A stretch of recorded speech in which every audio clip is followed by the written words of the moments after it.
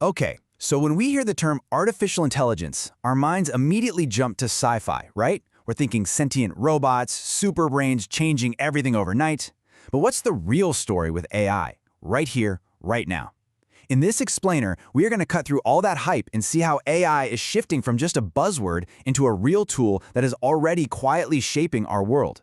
Let's get into it. To really get a sense of why this is such a big deal, let's just start with a number. By 2030, which is not that far away, the global AI market is expected to be worth an absolutely staggering $1.8 trillion.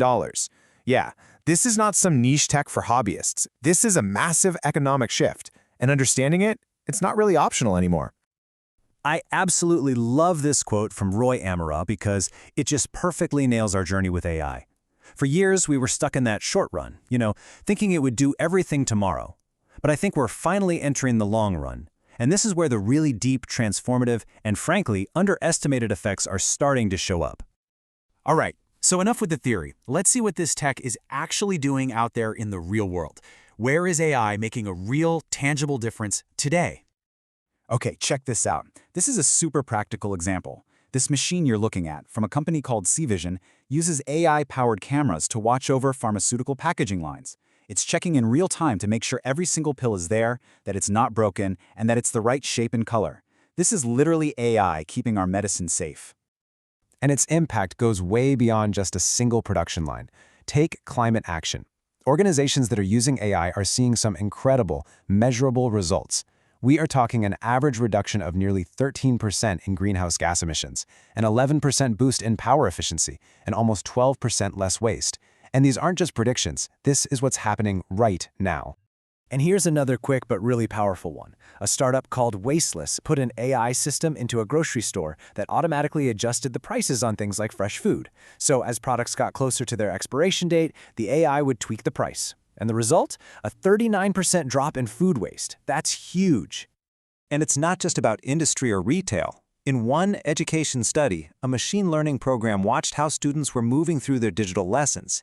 It got so good, it could predict with 80% accuracy the exact moment a student was about to get stuck, and it would offer help before they even started to struggle. Think about that. AI as a personal tutor, helping each of us learn better.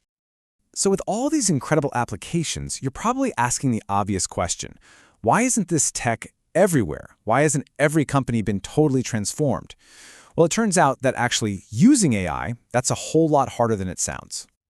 So what's the holdup? If this stuff is so powerful, what are the very real barriers that are stopping it from being implemented everywhere? Let's break them down.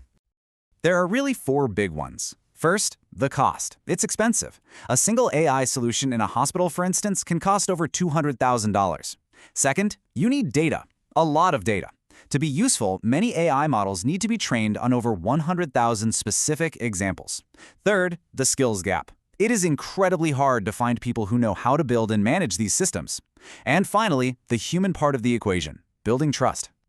And that last point is so important.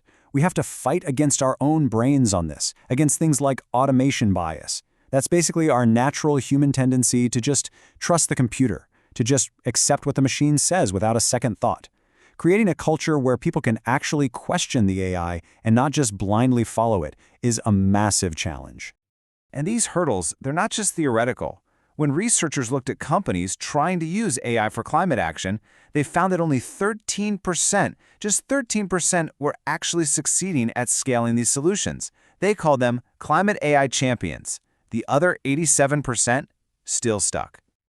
So moving beyond the challenges for individual companies, there's an even bigger picture to look at. As a society, we're kind of in the middle of this messy process of figuring out the rules of the road, the legal and ethical guardrails for this incredibly powerful new era. And a huge battleground right now is copyright. On one side, you have authors, artists, musicians, and they're arguing that AI companies are basically scraping up their life's work, books, art, songs, to train their models without permission and without paying for it.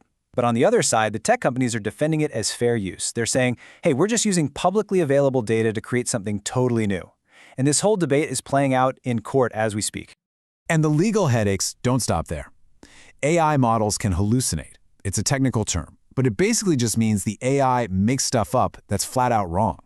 In one really famous case, a large language model falsely accused a real person of embezzlement. That led to a defamation lawsuit. And it opens up this huge can of worms. Who's responsible when the AI lies? So, how do we actually move forward with all this? Well, organizations like the National Institute of Standards and Technology, or NIST, are creating blueprints. Their AI risk management framework gives companies a 4-step process: govern, map, measure, and manage. It's a common-sense guide for building a culture of responsibility, from spotting risks to actually dealing with them. And this isn't just some abstract idea. Here's a quote from Patricio Radice at SARS Group. She explains how they used AI to dig into their historical data. By doing that, they could predict when machines needed maintenance, which made them more energy efficient and cut their emissions. That's what responsible governance actually looks like in the real world. So, as we've seen, AI is incredibly powerful, but it is also incredibly complex. The potential is amazing, but the hurdles are real. And it absolutely requires careful, thoughtful governance. And what that really means is that shaping its future isn't up to any one group. It's on all of us. It's a collective responsibility.